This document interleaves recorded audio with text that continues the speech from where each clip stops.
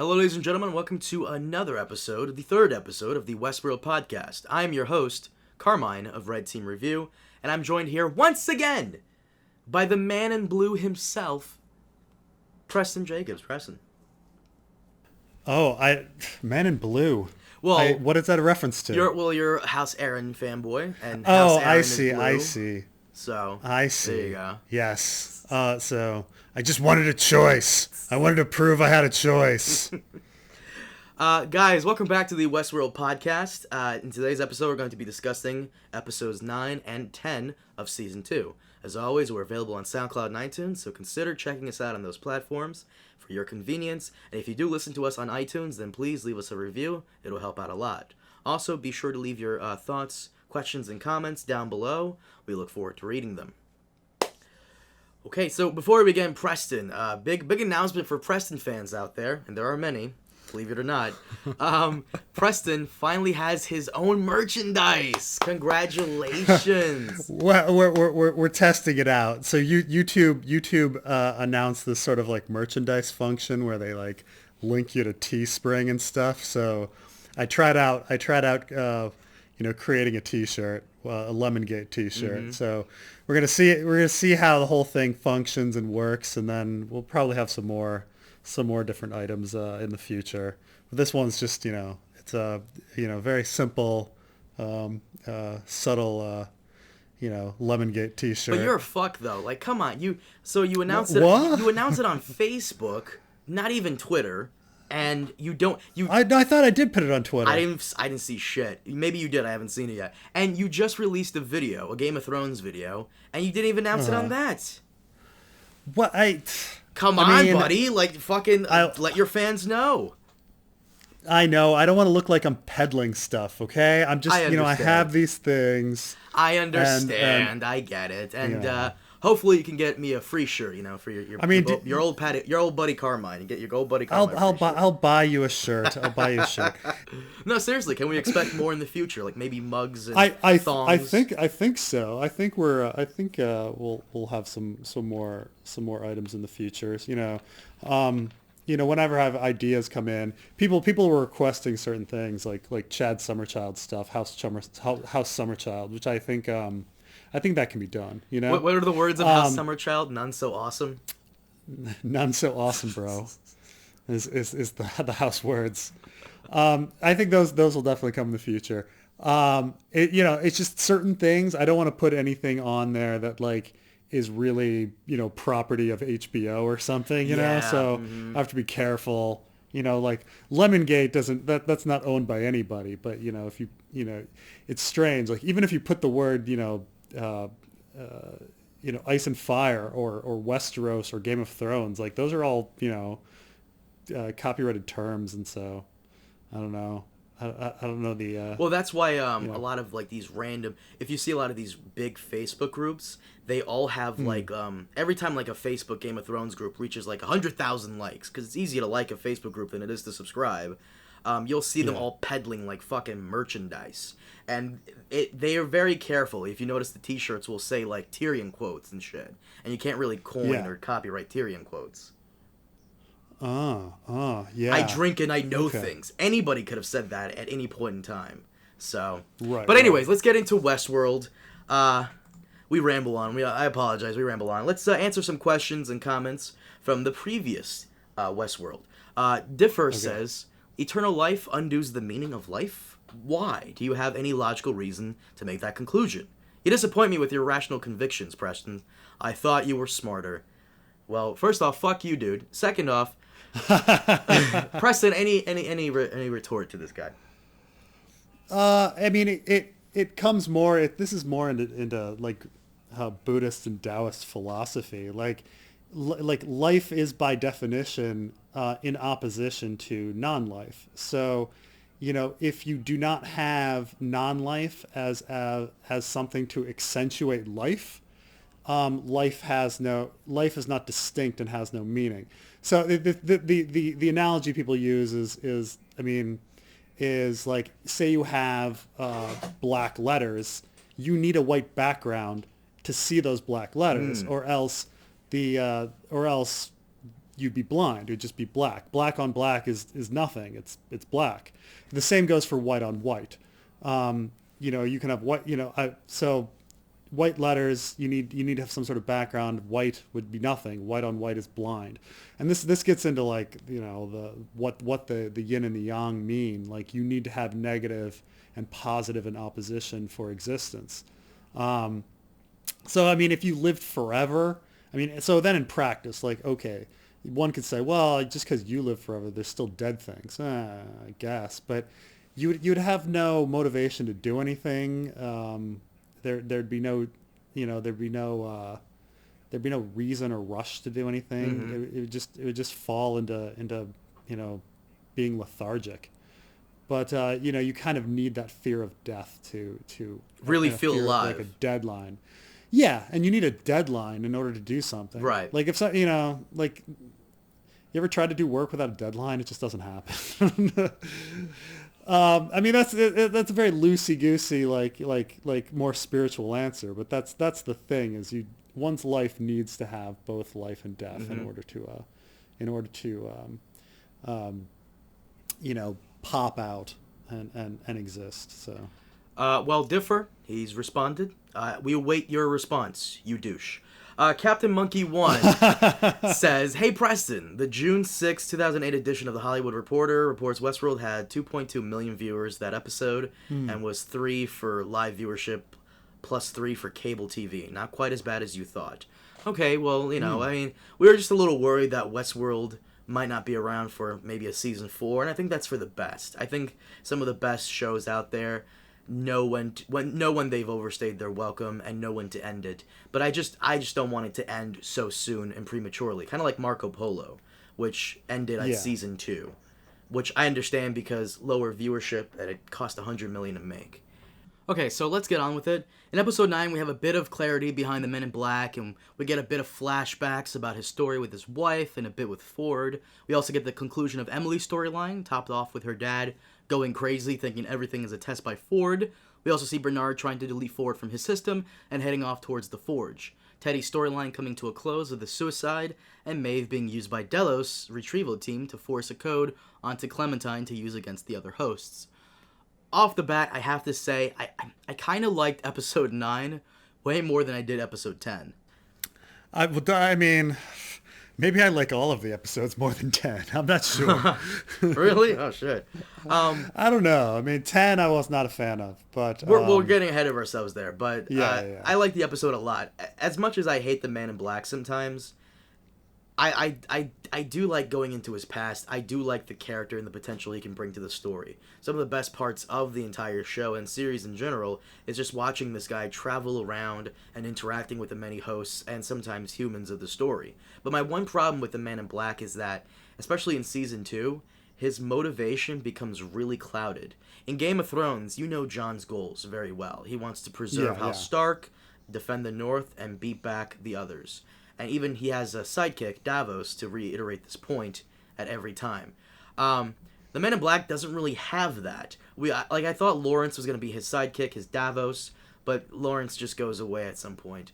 And the Men in Black's goals become very, not convoluted, but a little just all over the place. That's my one problem with him. I mean, it's the whole problem with him, right? I mean, no one knows what the hell's going on in this like crazy person's mind.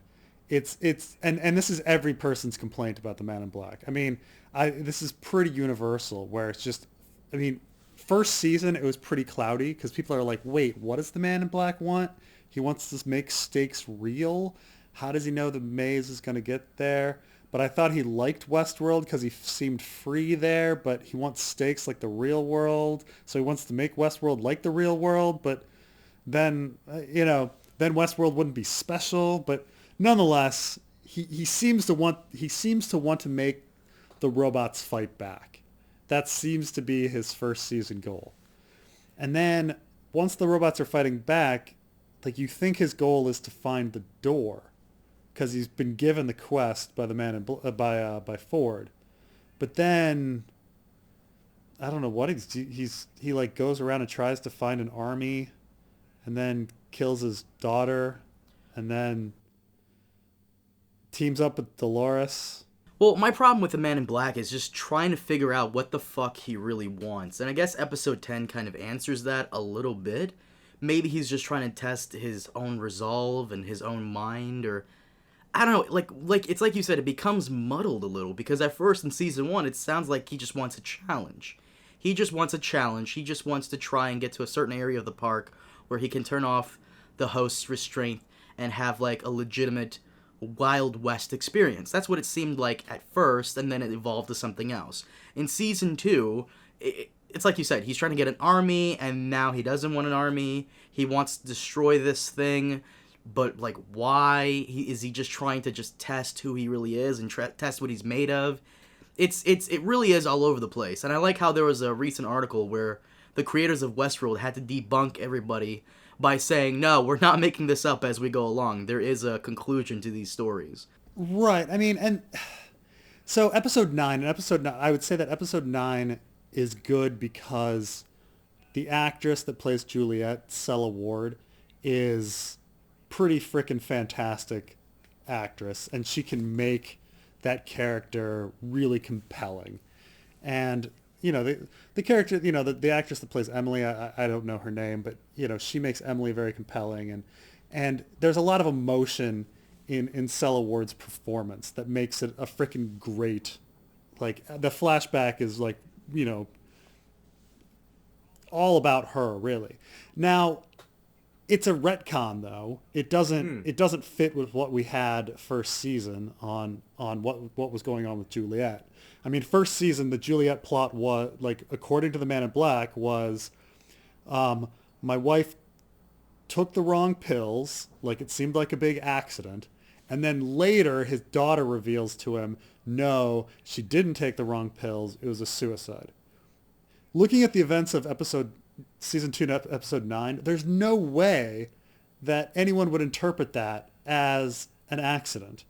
Like, they were threatening to take her to rehab. She was like really crazy about it and didn't want to go to rehab. And the Man in Black had confessed to her, like, right there that he was a psychotic, and that Westworld was his home. Well, I think you just answered your own question right there. You answered your own thing. I think the reason he thought it was just her taking the wrong pills. Maybe he's lying to himself and he doesn't. William in the real world is just really not. It's like someone once told me, and this is brilliant. I never realized this before. Yeah. Batman is Batman. Bruce Wayne is the mask. The real persona of Batman is Batman. That's who he really is. Bruce Wayne is the mask, and I feel like that's what William is. In the real world, William is just a mask. The Man in Black is who he really is.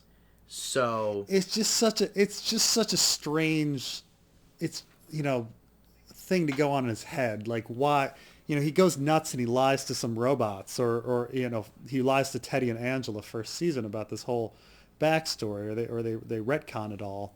And then, his whole thing, like, because it's supposed to be, okay, he doesn't really realize he's evil, because Emily says to him, no, you're evil, and then he goes to the Westworld and kills Maeve's daughter. Isn't that, like, that was the whole point? Like, that was Maeve's plot line, and why she didn't like him. Why did he kill Maeve's daughter again? It doesn't really make sense, but it's connected to the suicide. So the way they framed it first season was the Man in Black, his wife commits suicide. He thinks it's a mistake. He doesn't realize it's a suicide. She took the wrong pills. Then later his daughter is like, no, it was a suicide. And the reason it was a suicide is because you are evil deep down underneath, and she knew it. And so then he decided, okay, I want to see if I'm actually evil. So he goes to Westworld and he kills Maeve and her daughter to see how evil he can be. Which is an odd thing, because, like, why go and prove somebody's point? Like, yeah, I was like, wait, what? Right. Like, I'm going to prove I'm not evil by doing something evil, but it's not even that evil because it's in an imaginary world. So it's not like, he's even, like, it might have made slightly more sense that he killed a woman and her child in the real world. But it's like, imagine, Carmine, like, your girlfriend comes home and says, Carmine, you're an evil dude. And then you go, oh. And then you get on, you get on Grand Theft Auto or whatever video game and you kill a bunch of people. And you're like, whoa, I didn't feel anything. I guess I really am evil. Like, but the problem with the season 2 is he's saying all of that to Juliet before she kills herself. Before he goes on his Maeve murder thing. His little monologue to Juliet, like, what is he really trying to say? Like, how is he evil? Like, why does she think he's so evil? What does he actually do to her or around her that makes her think this? No, nothing. It's just a feeling she gets. Yeah, and that's what I was a little confused about, because she's constantly, like, berating this guy, saying he's this, this, and this, and we really don't see much of his... If William really is the real William in Westworld, and in Westworld only, is she just complaining about the fact that he's just so closed off from her? Is that her real point against him? Is that he doesn't really just show love or affection or any human emotion towards anybody in the real world? Is that her point? I mean, I think you're writing something better than what's presented in. Like, that would make more sense. That's what it felt like to me, is because, like, she's making him sound like he, like, gassed a bunch of Jews. Like, the guy we haven't really seen him do much outside of Westworld. Right. I mean, she does accuse him of, like, taking down her brother and father, which he kind of does do, but that's not hidden underneath. I mean, so the whole thing, like, the whole premise is that she senses there's this evil dude underneath the whole time. Mm-hmm. That over 30 years of marriage, that, you're going to sense that the person's psychotic, but the person never does anything psychotic over the course of 30 years. As far as we know. And as far as Juliet knows, because we know that in Westworld he acts psychotic, but, or he's a ruthless businessman. And he seems to be a ruthless businessman with James Delos. But yeah, somehow it never came out or was communicated to Juliet, and she just senses it underneath the surface. And then taking that little card and putting it on the computer and seeing everything he's done drives her over the edge. Right, which is also kind of weird because, again, it's like it's somebody's browser history. Like, if you open somebody's browser history and you find some crazy stuff, you might think, whoa, that person's crazy. But at the same time, like, it's their browser history. Like, it's something else. And while he's in the room with her, he goes to that same place on his arm to see whether or not he is a host. So now that's the more interesting thing. So one could argue that maybe all of these memories are screwed up because they're imperfect. Because they're like Ford, this is jumping to the end, but if, like, William is a host the whole time and these memories are recreated for, imperfectly, maybe that's why the story doesn't add up. Do you think that maybe every time we see William in season 1 and season 2, it's just his memory? It's just a memory, kind of like Bernard, throughout this entire season? I mean, there has to be an original baseline experience.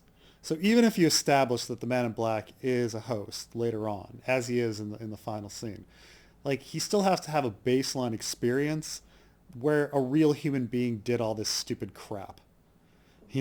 Like, that a real human being, like, jabbed his arm and hid under a pile of dead bodies and killed his daughter and all those things, He's got shot 6 times and survived, all these things. So it gets so mind-numbingly confusing to try to figure it out. And I feel like for no reason too. It gets confusing for no real good reason other than just to say, ha, season 3, look forward to it. Urgh. The Man in Black, head and shoulders over everything else is the most problematic character because he makes no sense. He has no motivation. They don't know what they're doing with him. I think he's fascinating for that reason. I think people are like, okay, this next scene is going to answer everything with the Man in Black, and I'm going to be, but eventually, like you kind of get with the, like the series Lost, where you're like, no, there's no answers to any of this. This is just more confusing crap, that it's not actually going to be explained. Well, we discussed this briefly last podcast episode. He wants to bring down the Forge. Right. But didn't he make the Forge? Yes. So he wants to bring it down to prove that he's not a host? So he has a choice? Yeah, like... So, I mean, I guess the reason in the end would be that, like, he was trying to do a bunch of random shit that no computer simulation could predict. Right. Okay, that makes more sense. That he was going against fidelity. That he was... And that maybe that was his whole thing the whole time. Like, I'm gonna be the most unpredictable human being in the world to prove that I'm a human being. That all of this couldn't have been predicted in a simulation. And it's true that I could never look at seasons 1 and 2 of Westworld and be like, oh yeah, that's completely possible to predict that in a simulation.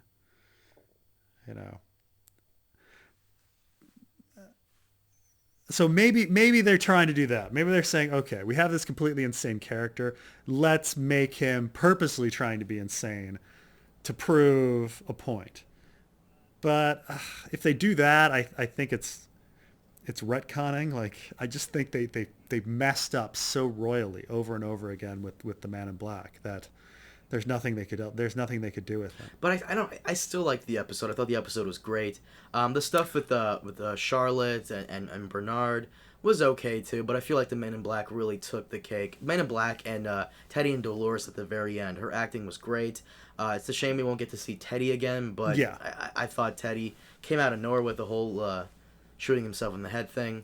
Caught me off guard. I don't know, whenever I watch Westworld, because whenever I see like any movie or any show, like sometimes it's predictable. Westworld does come out of nowhere and hit me sometimes. Oh, it's fun as hell. Like, I mean, I have no idea what's coming next episode. Like, it's just everyone is just blindsides me, now. Like, what's gonna come? I have no idea. All right, but let's. What did you like episode 9 based on everything else? Is it your favorite episode? I did. I liked episode 9 a lot, and I do chalk it up to Cella Ward's performance. And I mean, there are some powerful scenes. Like, Anthony Hopkins on screen always makes everything interesting. Even though, I mean, we had that scene where Anthony Hopkins meets the Man in Black, and I'm not really sure what they're talked about. Do you know what I'm talking about when they go to the bar? Yeah, and Ford goes, one last game. Right. Yeah. So before that, he talks about how, like, they had an agreement, and the agreement's been broken. And I was like, when was the agreement broken? What was the agreement again? I was like, you stay out of the Forge, and we stay out of the stories. Okay. And then he said, "Oh, but you've broken the agreement." And I'm like, "How? How did the Man in Black break the agreement?" And I mean, very clearly, like, Ford was doing shit with the Forge, creating the Valley Beyond and all sorts of stuff. But yeah, I don't know what. I mean, I hope maybe they explain in the future, or it might just be a dropped plot point. You know what's annoying? Like, I have no idea. I'm paying attention. I really am. I swear to God, I'm paying attention. But it's just, something always escapes the living hell out of me when it comes to this show. And it's just this show. It's no other show. Every other show, like, I'm on top of it. And sometimes I get things more than... But it's just this show that has a way of just, like, coming up on you. Yeah. I mean, it's funny that for each of these episodes, I have to, I essentially watch the episode about 3 times before I make a video. And so I know these episodes really well. Like, because what'll happen is, I'll wake up in the morning, and first thing, I'll watch it. And then I'll go, I'll then spend the rest of the day, like, at work, like, peeking at my phone, like, at different people's, like, reactions. And then I'll come home and I'll sit down and I'll watch it again and take all the screenshots. and then build a screenshot thing. And then I kind of I write a script, and then while I'm like recording my script into the screenshots, I'll be watching one more time to make sure that I got it, you know, or that maybe I'll have one more comment. Yeah, this is exactly what I do with Game of Thrones. Yeah, so it's like I end up going through these episodes really carefully, line by line, and it's funny because I'm almost like relieved when it's like, oh, they're having 10-minute gunfight. Good. I don't have to fucking talk about this. I can fast forward.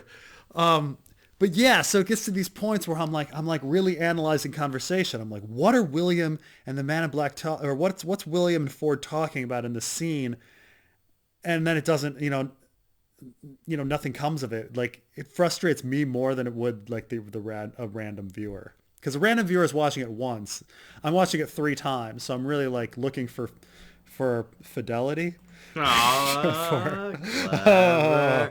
I guess I'm one of the random viewers then, because I honestly just watched it once. I'm not really doing any Westworld content this year.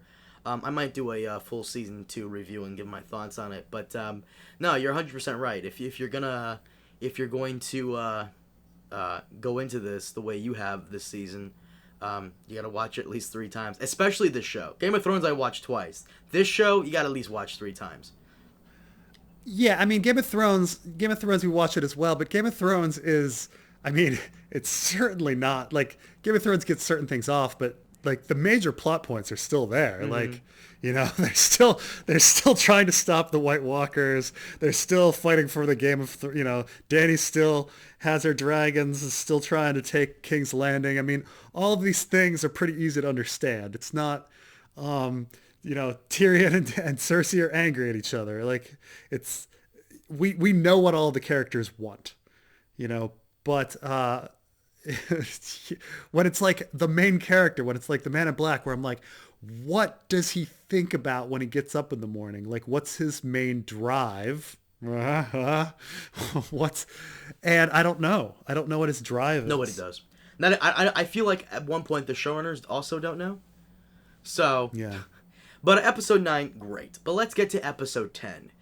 Episode 10, the big one. This one was an hour and 30 fucking minutes. This is probably the longest HBO episode I've ever seen. I don't even think there's been a Thrones episode that has come up to this point. 1 hour and 30 minutes. Not yet, at least. Yeah, it must be approaching. Maybe the last.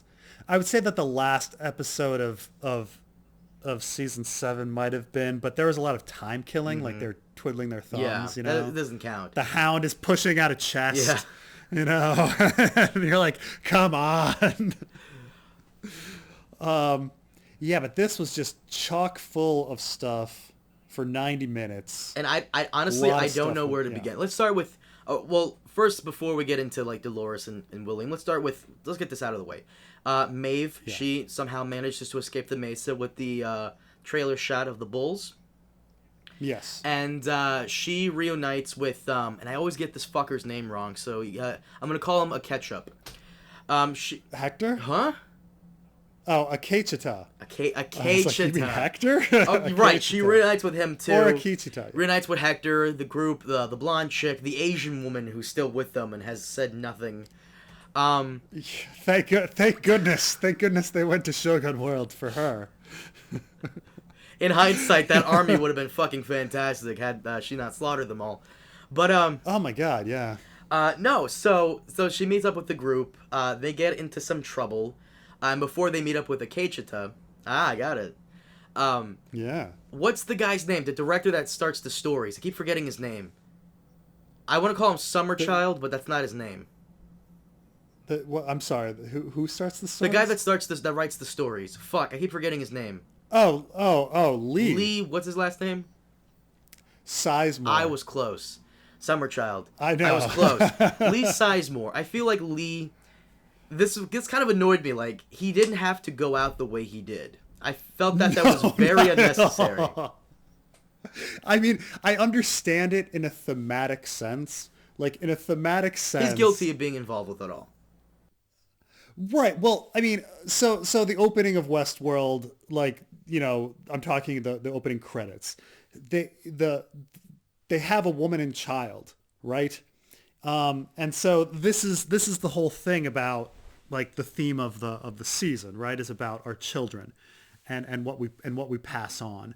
And this actually, this also gets into like the eternal life thing, like why it's important that we die and we have children is that children are renewal.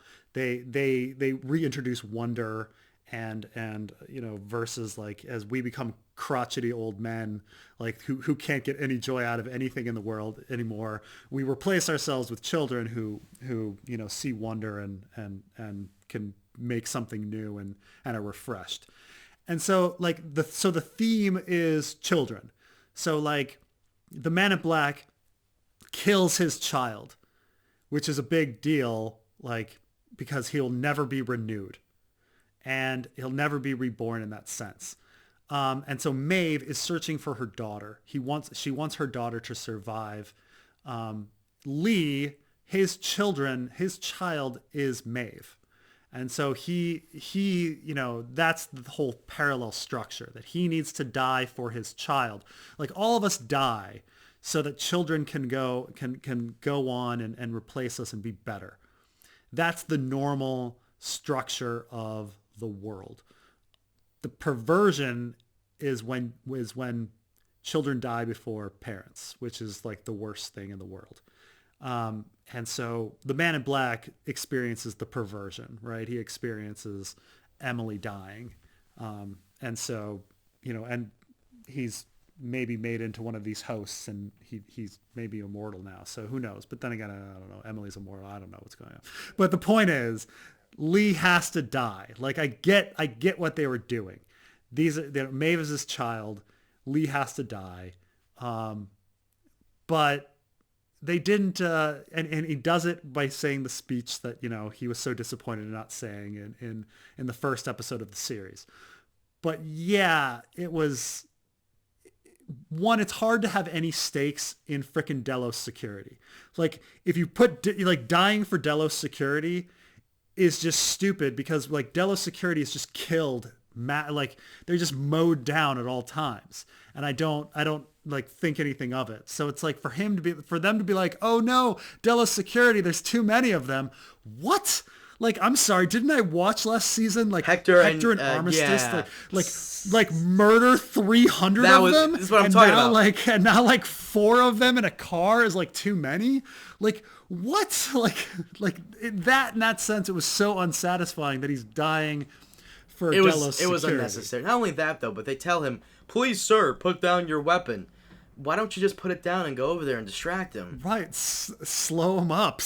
Like he bought him like 30 seconds and like he could have like given up and like bought him like 2 minutes. Lee could still be alive though. I mean, in all honesty, like they don't really show him getting headshotted. They just show like from the back and he just, that's it. Right. They show one shot and then you hear many more bullets, but yes, they absolutely left it ambiguous in case they want to bring him back. So Maeve gets to the Elsie on the other hand. Oh, that's over. Don't even mention that. Poor Elsie.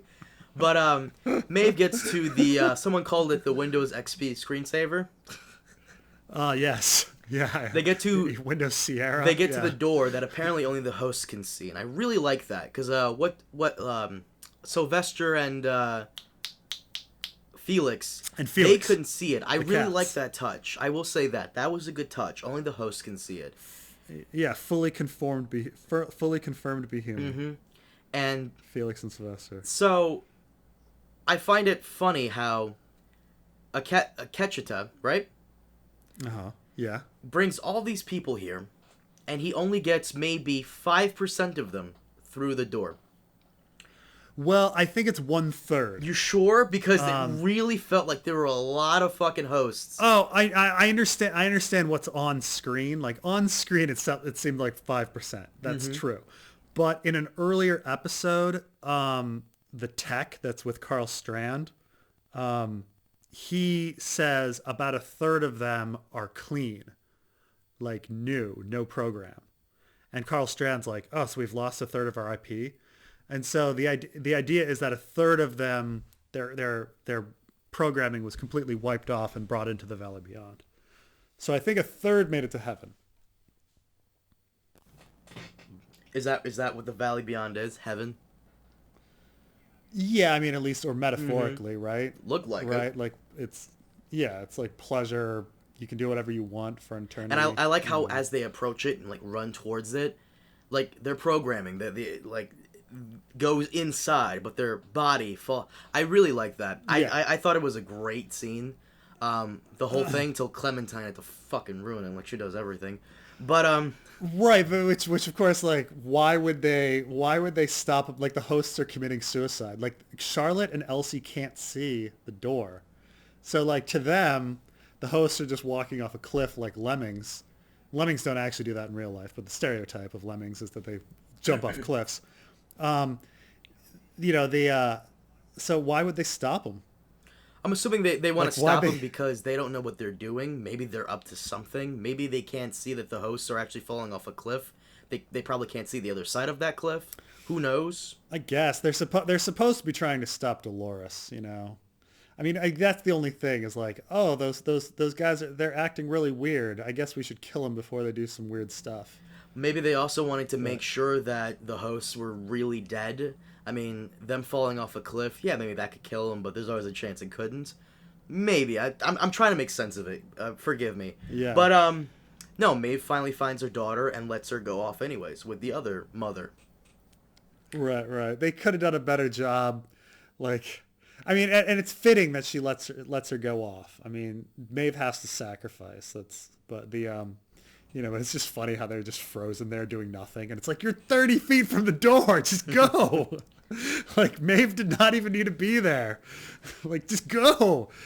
But Maeve did it. She made her sacrifice, and So she got her. Is kill. Armistice and Hector, are they gone?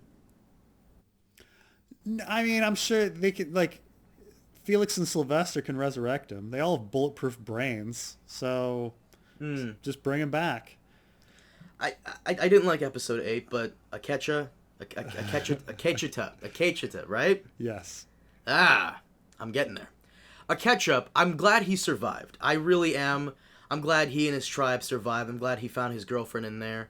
Yeah, but I guess he's imagining her, because she wouldn't have been in the Valley Beyond. She would have been like when they cleared out the Basement 83 in the last episode of last season.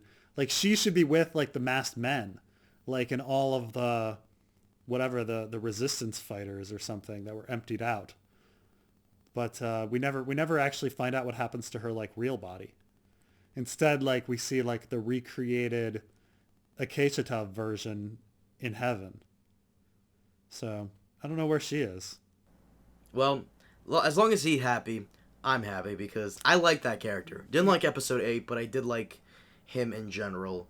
Good guy character, deserved to live. Out of everybody that died this season, that he deserved to live. And this is where they're getting to with like obviously, like, there's theological like implications and existential implications about like how we continue on, right? Like human beings like try to achieve immortality through various methods, and some people think it's all about religion and heaven and going to heaven and being immortal in heaven.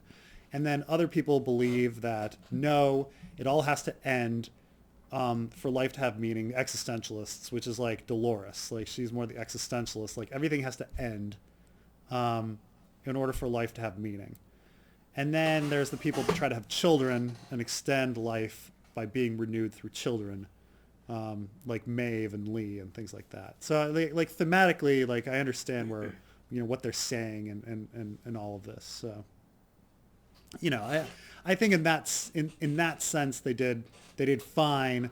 They really went heavy-handed with the Jesus references all season, but like you get it in the end. Like, okay, this is they're making a statement about people having a choice of, you can choose to believe in religion and believe that your body goes off to to heaven, or you can choose to have children and try to, recreate yourself on earth, or you can choose to believe that your life's meaning is finite and has purpose because of the actions you do here and now. And I get that that's what the show is trying to do. And thematically, I think everything was fine. Everything was kind of in a jumbled mess when you look at the story.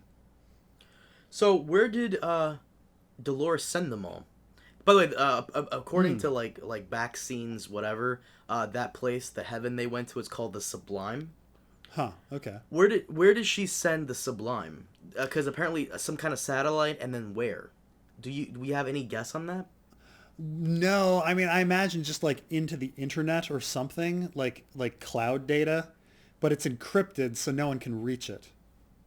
So it's like in the behind the scenes, like Jonathan Nolan was talking about how he was thinking about alternate universes, and that if you could create like there are people that debate whether or not like we live in a simulated reality. Like are we in the Matrix, and how do you prove that we're not in the Matrix? Right. So, and so he was like, okay, so let's say you create a simulated reality. Like, what's the difference between a simulated reality and an alternate universe? And so he's saying, he says, okay, this blissful, what did you say the actual term for it was? Sublime. The sublime. Like the sublime is an alternate universe, and then, as a simulated reality. But then he's like, you can travel between universes, but if you encrypt it, you're breaking the means of transport between two alternate universes. And so that was his like metaphor that he was going for, that they created an alternate universe, they had a pathway to an alternate universe, and then they broke that pathway to the alternate universe. Okay then. I know, right? No, it's just like it's not confusing. I understand everything you're saying, and I get it. But at the same time, I feel like it's overly complicated for almost no reason, other than to just be overly complicated because no other show on TV right now is trying to replicate Lost. Right. I mean, even Jonathan Nolan's description of that, like, we all got that it was like a simulated reality, and, but like even I understood that it's supposed to represent heaven and all that for the hosts. But alternate, come on, dude. Right. Did you need to like have all this like strange, encryption ideas and things like that? Just yeah. But let's get to the meat. Let's get to the meat and bones of the whole thing. So, Dolores finds the Men in Black doing exactly what he was doing at the end of episode 9, which was stabbing himself in the arm. Right. Now, this guy, I feel like someone said it on Reddit, and I have to completely agree. I feel like the biggest fucking twist is finding out if anybody is human. Because this guy, there's no way he is human. After like 6 shots and stabbing himself in the arm, yeah. And Dolores finds him, and this is going to be important for later, because there's also a theory I read up on, and I kind of agree with. Dolores sees Emily back there, and sees Emily's dead body. How does Dolores know that's Emily? I guess, she's met child Emily, so I guess she has a real ability to, like, maybe she has the ability to extrapolate, like, looks. Be like, huh, this looks like... Like, I get that on TV. So on TV, people, like, don't look like their relatives and don't look like their younger self. Mm-hmm. But in the real world, people look like their relatives and look like their younger selves. So when I was about 12 years old, I moved away from one home and moved to another home. And 11 years later, I came back and visited, and I was walking down the street of my old neighborhood checking out things, and then I saw my childhood friend, mowing the lawn for his parents, and he looks up, and he doesn't even double take. He looks up, and instantly he's like, "Oh, Preston, what are you doing here?" Like, 11 years had passed, but he knew it was me, like, instantaneously. Mm-hmm. Like, last time he saw me, I was 12. And now he was seeing a 23-year-old, man. And he knew instantaneously that it was the same. Now, yes, in the show, like, freaking young William doesn't look like old William at all. but like no, in real life they would look similar. So I don't think it's impossible for Dolores, who has perfect memory, to like look at young Emily and then look at adult Emily and know that they're the same person. So they decide, Men in Black and Dolores decide to team up until they reach the opening to the forge. And then once Dolores sees Bernard there, she walks towards him, and then the Men in Black suddenly decides not to be allies with her anymore. Yeah, yeah. And then he shoots her everywhere but the fucking head. Right. He was headshotting, like, while riding in on a horse, he was headshotting all of those Delos security people. Mm-hmm. But, yeah, all of a sudden he can't make the shot. Now, so the hold theory... on. Let me just try to defend that. I guess you could argue that he stabbed himself in the forearm, therefore his aim is off because his arm hurts. I guess you could argue that he can only make body shots because hitting someone's chest is much easier than hitting their face. I would argue that the other that he can't shoot her in the face because he's still in love with her and he wants to lose. I like that. And once again, as we've said before with this and with Thrones, I think you're writing something much better than was put out there. I think I like that a lot, actually. I would love if that was alluded to, but obviously he didn't shoot her in the head for, writing purposes because Bernard had to later. But but I'm sorry, I interrupted you. Continue. No, that was it. That was my plugging that hole. He was still in love with her.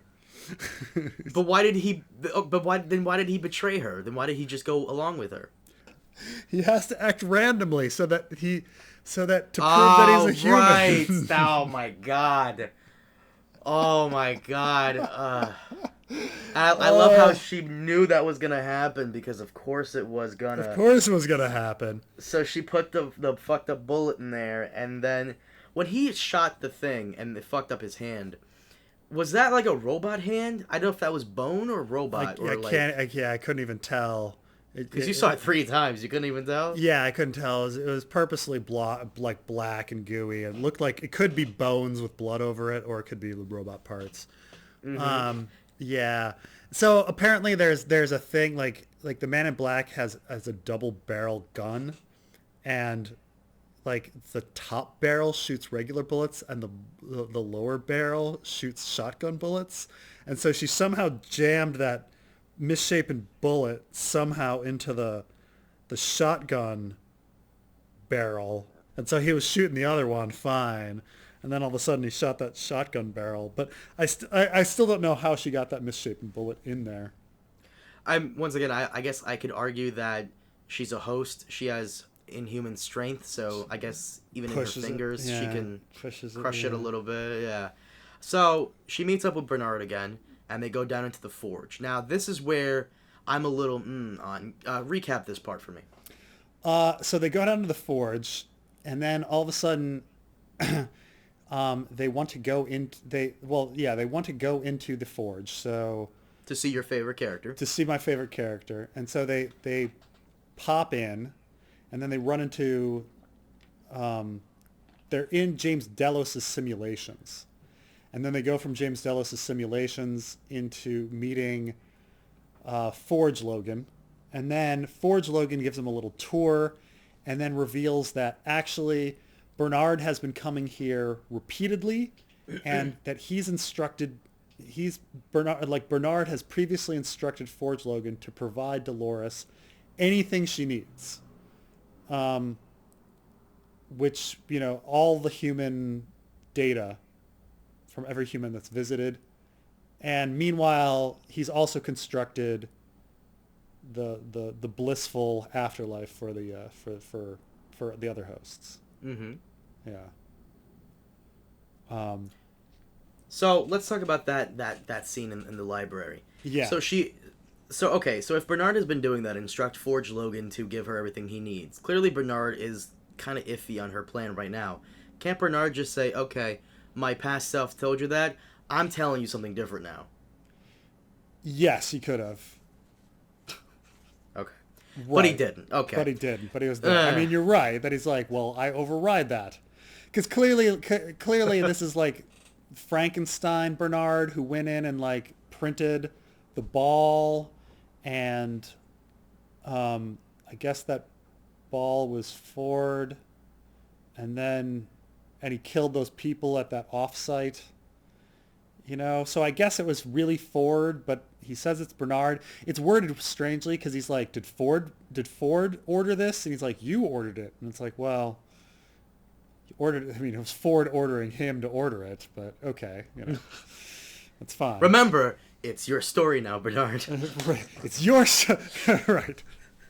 It's your story now. I'm gonna make you do everything, but yes, it's your story. But I find it funny how Dolores gets in there, and all the guests who have ever been to the park are stored there. Yeah. And apparently, according to Forge Logan, we're not overly complicated. We're actually very simplistic, which makes a lot of sense. It's an interesting twist in the sense that, we always wonder if human beings are the only ones with free will. Mm-hmm. And we wonder, does a chipmunk have free will? We just kind of assume that human beings have free will. And it is an interesting twist to be like, actually, no life on the planet Earth had free will. However, humans created hosts, and hosts were able to achieve free will, which is a new story. I've never seen anyone try to do that, claim that only computers are going to get to have free will while humans don't. And that's a very interesting twist. Mm-hmm. That humans don't have free will, and computers do. Because most people would argue the opposite, right? Like, if I created a robot Carmine, what's the difference between, him and you? And people would say, oh, well, you have a soul. Well, what is a soul? Oh, well, you have free will. That, it would break down to like this, you have a choice. But, they're turning it on its head and saying, actually, the creation has a choice and the original did not. So, I can kind of see that because as people, we have needs and wants, and we're kind of really tied down by that. Whereas the hosts, they don't have to go to the bathroom, they don't have to eat, they don't have to sleep. They really do have the ultimate choice just to do whatever it is they want and whatever it is they want to do. Yeah. Where in the sense where I can't go to fucking Saudi Arabia or Russia on foot because obviously I couldn't make that trip. I'd need so many things, whereas they can do it no problem. Yeah, and somehow the hosts were just more complicated, so they were able to achieve that. Of course, it still doesn't really explain why why the humans were failing. Like, we don't know why James Delos was failing. We still don't know that? Well, he kind of says, Forge Logan says he was failing because he wasn't simple enough. When I'm just like, well, why didn't you make him simple then? Did he just discover this like last week? Because like James Delos, Bernard came across like the most recent James Delos, who was only 2 weeks old. And so, he could have, why didn't they make a simple James Delos? So I still don't get, and why would something like, if it just needs to be like, why would it fail? If hosts are just as complicated and they're not failing, why should the humans fail? Like, oh, he needed to make them simpler. I don't get it, But well, I find it funny how Dolores had a huge library of so many people that have visited the park, and because the park is incredibly expensive, you would think the people visiting the parks are like wealthy billionaires, maybe some world leaders. She had a plethora of like books to choose from, and she only read like what, 4, 5? Well, I think we don't know how long they were in there. She might have read a bunch. We're not sure. Mm-hmm. I don't know if I'm trying to think if she actually got anything from the Carl Strand book. Like, was there anything? Like, did she outplay Carl Strand in any way? Like, did she need to read his profile? She read his profile? Yeah, one of the books was Carl Strand, and she pulls it out and starts reading it. But I'm trying to think back to like anything in the plot where this is, her hidden as Charlotte. If she ever outplayed Carl Strand, like, they just kind of um, find she arrives. They're trying to quiz Bernard. There's like, she interrogates Bernard and he tells him to go to the Valley Beyond. I don't know. I'll have to rewatch that, but I don't think there's actually anything in particular that she needed like from that to outplay him. It's not like Carl Strand, super clever man. Thank goodness she had like insight on him. So okay, after they're in the forge, and they leave the forge, continue recapping it. Oh geez, they leave the forge and then immediately, Dolores is like, we need to destroy the Valley Beyond. We need to destroy the simulated world. Why? I think because she's like an existentialist and like, she doesn't want anything that's not real, and she wants like this life to matter, and if they have eternal life in some sort of simulated reality, it gives less meaning to their present life. Mm-hmm. I'm guessing that's the reason. But of course, Bernard could have, and then so Bernard kills her. Of course, Bernard could have stopped her could have stopped her so many times. Like, she goes right before she was deleting all the guests. Well, she goes into the forge first, so she's like, "Come on, Bernard," and then she puts on the lights, and it's like he could have just been like, "Yep, shot to the head," or like, "Yep, pull out my tablet and did it deactivate her." Like, he could have done so many things, but he like instead goes into the forge with her, has her read all those books, and then comes out, and then she starts deleting all of the humans, and she deletes about 4/5 of the humans, and then they're trying to get to the Valley Beyond. She's not able to delete it, and so he shoots her in the head and stops her. Okay, so Bernard makes a decision that if Dolores gets out in the world, she'll kill every man, woman, and child she could find in some way. Obviously not a killing spree, but in some insane way she could do this. Possibly like Hitler, where she rises to power, so on and so forth. So Bernard makes his decision. Then he goes back outside, and then we get episode 1, where they find him, blah, blah, blah, blah. He reunites with Elsie and Charlotte Hale and Carl Strand, and they find out that he's a robot, all this stuff, blah, blah, blah, blah, blah. So when he sees that Elsie is killed by Charlotte, and as soon as Bernard sees this, he realizes Dolores was right. Yes, but he had already preemptively taken Dolores's brain, I guess, as a piece of insurance. Mm-hmm. And then he imagines Ford, which I thought was fucking awesome, that he could imagine Ford. He deleted Ford, and then he reimagines the guy. Right. So, does that mean he undeletes Ford? No. No. That's him essentially reaching a higher plane than the other hosts. Well, it's a callback to season 1 with Dolores creating Arnold. Like, Arnold never existed in anybody's head, right? There was the bicameral mind is what they really saw. There was dueling conversation in the person's head, and so Arnold Dolores never saw Arnold. She saw herself, and so in this, it's a callback to that. Like, Bernard has created a second voice, just like Dolores did. Of course, had he created the second voice of Arnold, it would have been himself, and so it would have sounded like himself, I guess. But so maybe he had to create Ford because he couldn't create Arnold. But yeah, that's the callback. The second voice. So I guess he's fully gaining his consciousness too, at the same time. Which I guess makes a sense. Like, he's making a choice, right? It was all about Bernard's awakening. Like, if season 1 was all about Dolores making a choice and killing Ford, and that's her breaking her programming and resolving the bicameral mind and understanding that the voice of Arnold was her own.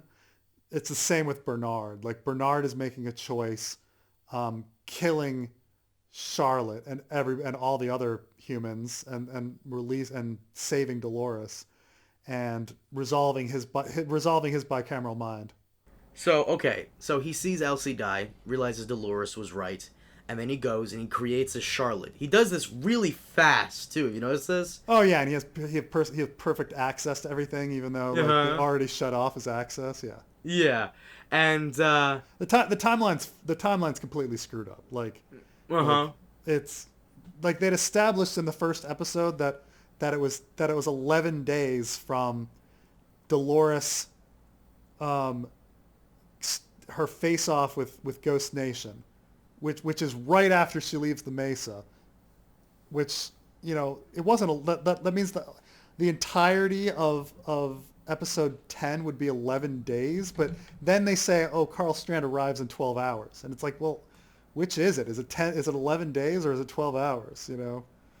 But whatever. Regardless, he makes Hale very quickly and inserts Dolores' brain inside the Hale clone. So are we calling this Shaloris or Halus? Halois? What are we calling this? Yeah, I just say she's Dolores, you know. Dolores in Charlotte's body, yes. Charloris, okay. So Dolores in Charlotte's body. That was Hale the entire time, from episode 1. That was Dolores the entire time since episode 1 as Hale. In the forward timeline. Yeah. Yeah.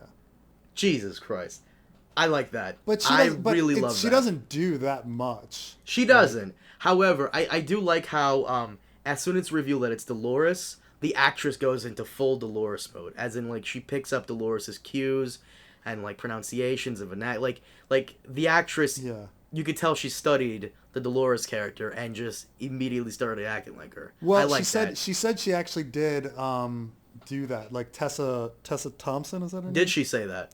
Yes, she actually sat down with the actress for Dolores and asked about different things, and Dolores is like, oh yeah, there's certain things I do. Like, for instance, I'll look with my eyes first, and then I'll follow with my head to make myself seem a little more crazy.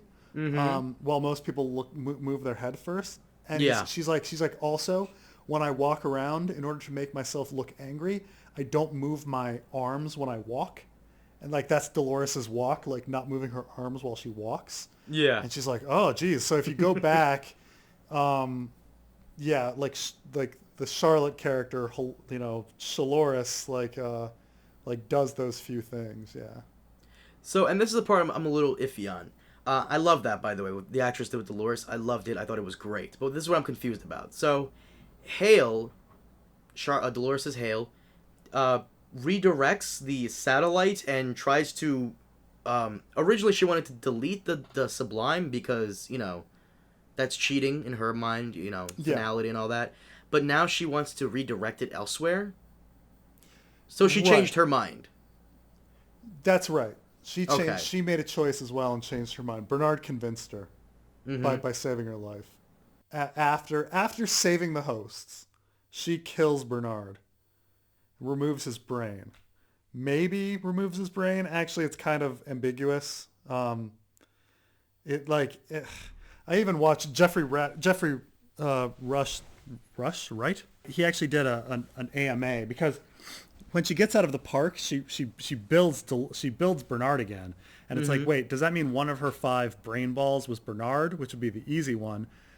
But then she actually says a line like, "I created you again, just like I did before," and it's like, wait, from like memory again, like you did the first time.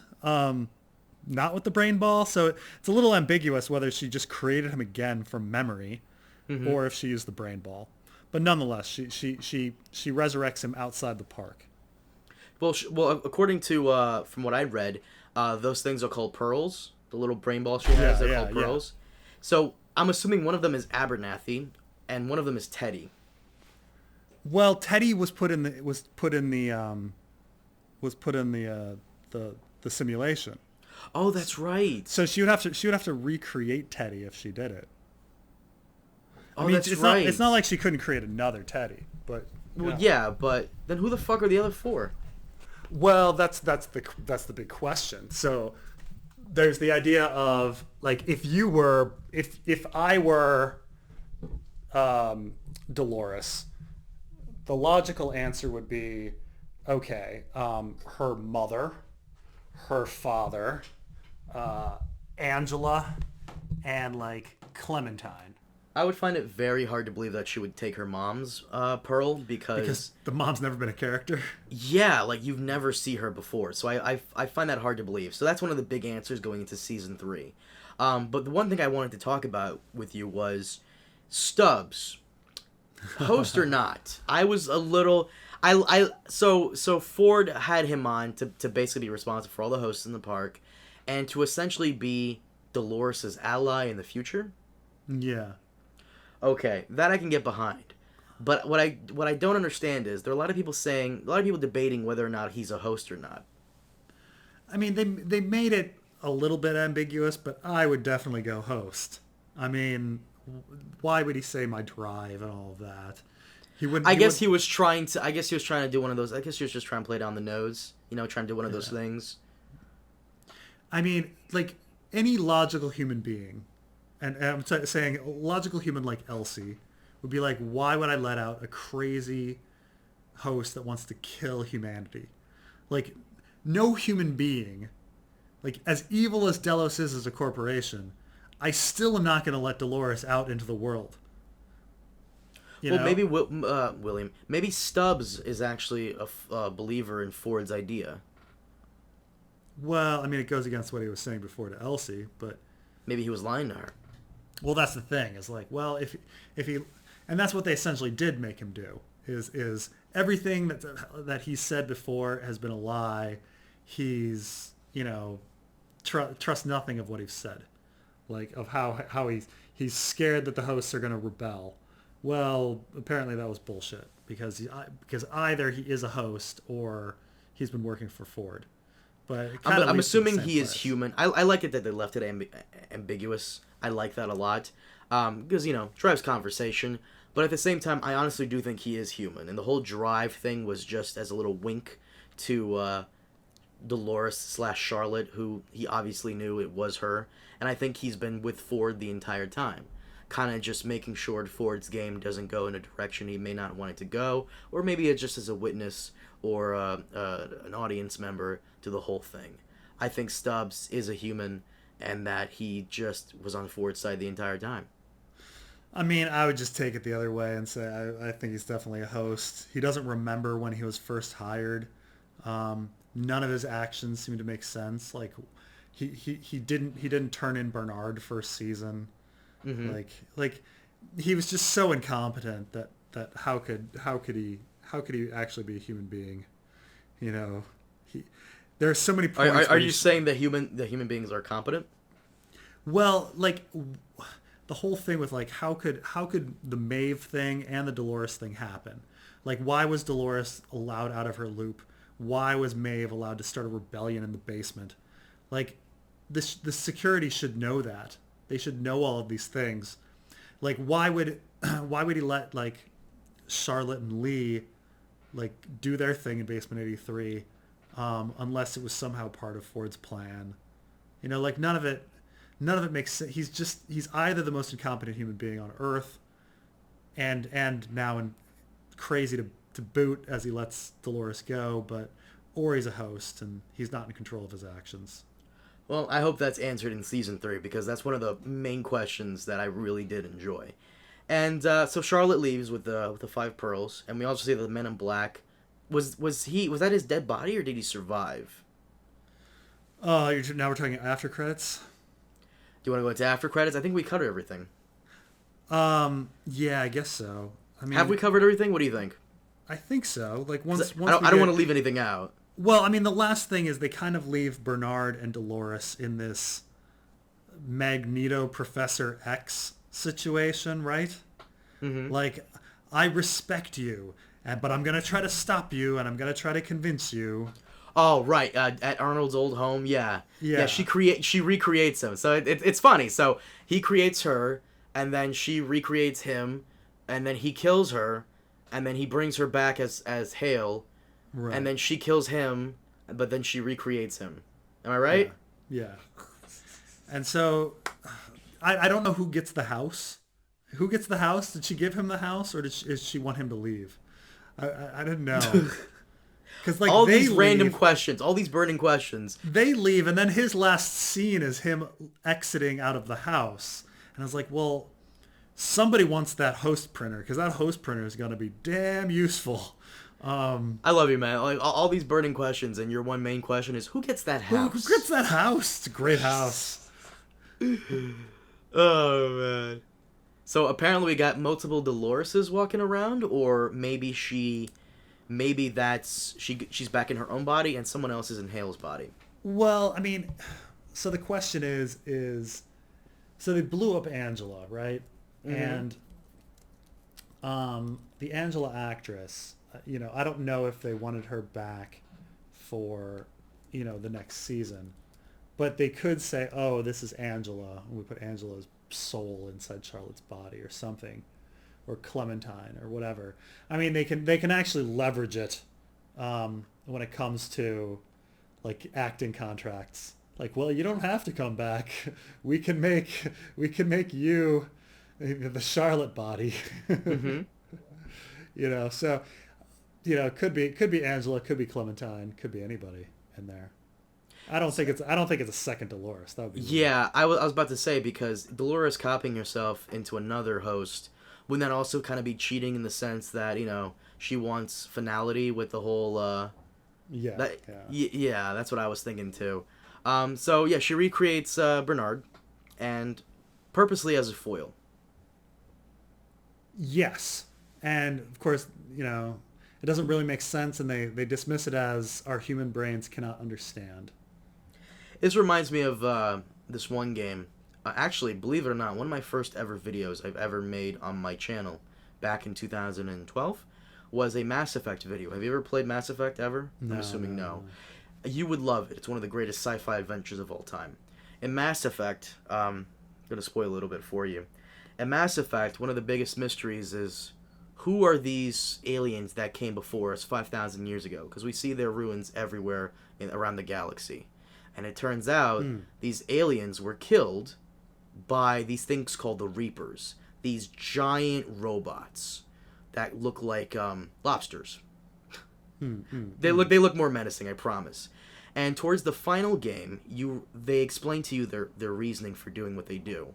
Every 50,000 years, these robotic monsters come to the galaxy, destroy every living thing, plant the seeds of life, and they leave for 50,000 years so that life can come back, grow, and start to process all over again. They come back, kill the people, plant seeds of life, 50,000 years, boom, boom, boom, cycle over and over. And your character asks them, why do you do this? Why? Your tiny human brains could never understand. So, towards the very end, pretty much, towards the very end of the game, you win against them by luck, and you have three choices. Destroy all the synthetics, take control, sacrifice yourself to take control of them, or the third option, which is, I guess, the best option, which is fuse synthetics and organics together. Do you think that's where we're going with Westworld in the future, where we're gonna all be kind of together with the hosts? Because I'm assuming Dolores' master plan is not to kill off humanity via the Matrix and the machines and the war with that one. I'm assuming, because we've seen that before. I'm assuming Dolores wants to do Futureworld style, where she wants to like take over the world through the governments and hopefully try to nurture humanity into being better. Do you think that's the master plan? And the reason I say that is because there's no way that there's going to be like a huge civil war type thing between hosts and humans. We saw that in Westworld. It's been done already. It's boring. Going into season 3, I can't see that happening. Do you think like that'll be Dolores' new master plan, is to try and nurture humanity? Because as she's proven, she can change her mind. She wanted to kill all the humans before, and maybe she can change her mind on this. I mean, she does not quite have any love of humans yet. Bernard liked Elsie, and Maeve likes Lee, and Felix and Sylvester. So, like, Dolores has never had a human character impress her. And so I would say that we would need a human character to impress her. Like Season Bernard, the only thing Bernard did was right. I think that's part, something in season 3. The only thing Bernard did was, convince her that other hosts that disagree with her were savable. That was it. Like, she was in this camp of like anyone that's different from me in any way needs to die. And Bernard convinces her that other hosts are worth saving. But she still is pretty anti-human. And that they made their choice. Yeah. To go into the sublime. Well, she could always change her mind. Isn't that what she likes to say makes her different than them? That she can change her mind? Well, I can change her mind, yeah. Well, we have no free will. Drat.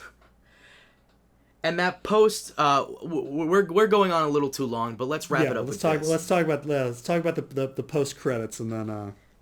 So there's a theory going around that Emily, the one that we see, is actually Dolores. Oh. Have you heard this one yet? No.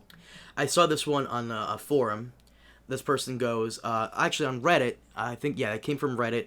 Anaxunamon. I'm sorry, I've seen the Mummy. Anaxunamon says, I have a theory that Emily, that we see in the post-credits, is actually Dolores. I just rewatched the whole scene again, and here are some things that clue me into thinking it's Dolores.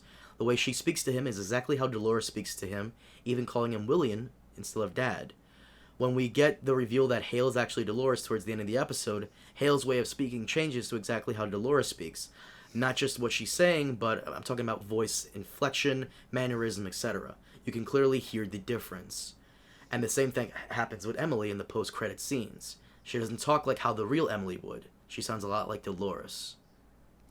I mean, is she trying to get him to, I don't know, is she trying to get a workable body so that because she still is in love with William? I don't think she's in love with William. To me, it almost feels like Dolores wants to torture William. Create a hell for him? Maybe. Because being stuck there would be his hell, essentially, right? I mean, what's the thing that you said to me in the previous episode? The way to create James Delos was you have to like constantly loop to one what was that you said? I forgot. Oh man. In order to try to create a good copy, you have to constantly loop him to like the same event over and over again. Right. That's what they were doing in episode 4. Yeah, and I think that's what is happening with William. That's Dolores' ultimate punishment for William, is that he's going to relive the same moments over and over again to where he gets to the doorway to the forge and he fails. And that's something he has to relive every time as his ultimate hell. And the death of his daughter and all of that, the pain of that, and failure. I mean, that makes sense, because, I mean, James Delos' loop was definitely equated with hell. Like, we have a heaven in the last episode, and we have a hell in episode 4. Like, James Delos was in hell.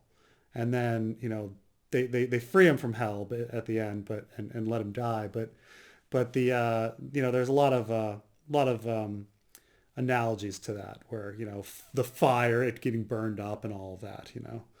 So yeah, I mean, in the sense, if him being stuck in a loop is a hell, that's interesting to be like, oh well, I'm gonna make sure that he's gonna be part of this hell. But that means she would still have to come back like every 2 years and like start his loop over again. But explain to me that post-credit, like everybody's confused about it. There's no like major answer. The only thing we really know is that it's set in the far future. Maybe a post-apocalyptic far future. Who knows? Right. At least the park is destroyed. We don't know if the humanity is destroyed, but so give me your interpretation of what happened, because I have no idea. I'm completely lost on that one. Give me your interpretation of it. I mean, it sounds like they're trying to recreate a William, and they're trying to do it based on the loop of his experience at Westworld for like at least at least season 2, maybe both seasons 1 and 2, maybe even more. But they're doing a very, very long loop outside, just like James Delos is, and then recreating the whole thing over and over and over again for him. Meaning, man, they've got to like, if it's post season 1, like they have to like terraform stuff, recreate all those hosts, everything. It's huge. Mm-hmm. So now I don't know why they'd be doing it, because Forge Logan said that the problem was not that it was too not complicated enough. He's saying that the solution was that they needed to make it simpler, but they've made it, massively complicated in order to try to perfect a William. So I mean, I think they're trying to perfect a William, and they're trying to perfect it based on like a huge, huge loop. So does that mean that William? But does that mean the William we see in the camp when they're all evacuating is dead, or? No, I think that one goes on and lives the rest of his life and dies. And then for some reason, the Delos project continues. And I think they're recreating William based on all of the data they had.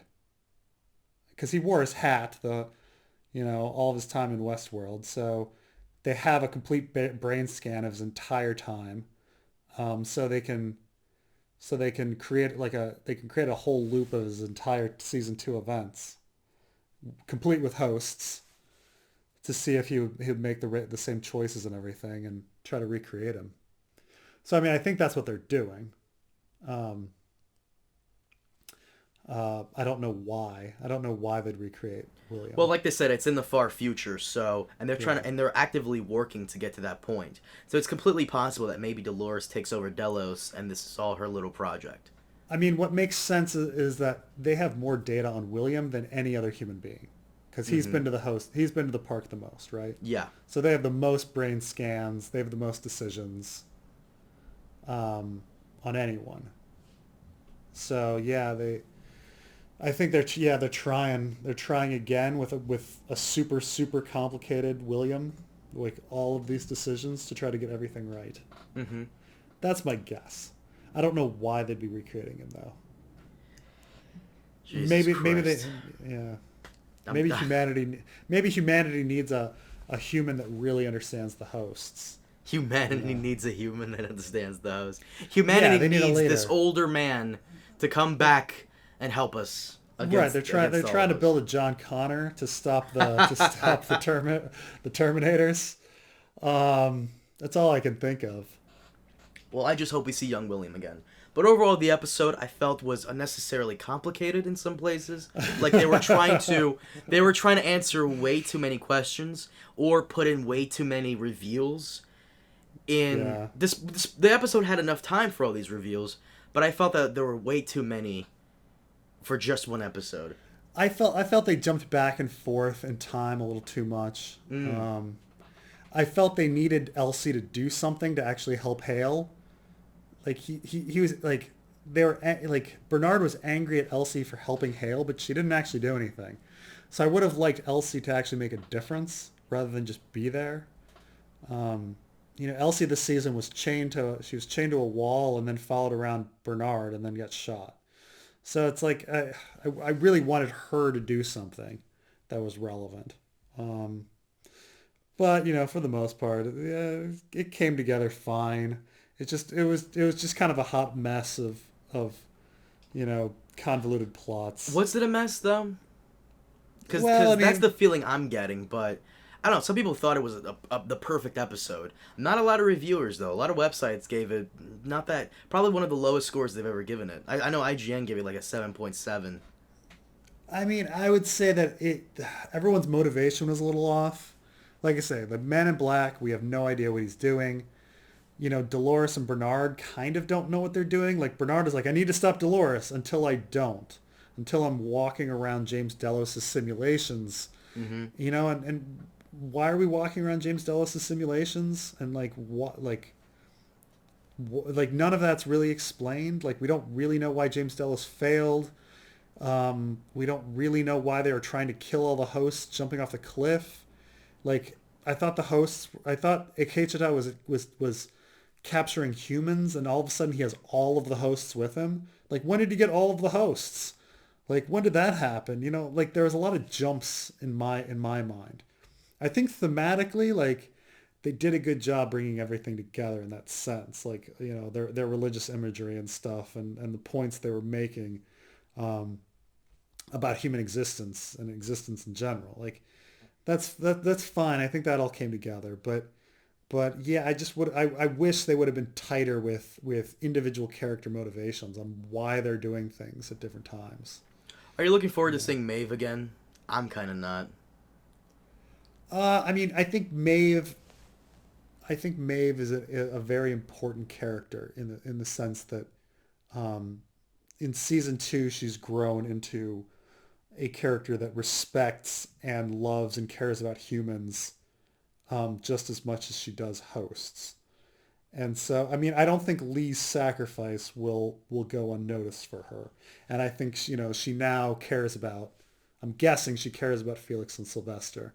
So Maeve is a wild card in the sense that if she gets outside of the park, you know, she would not be down with Dolores' plans of world domination, you know. Mm-hmm.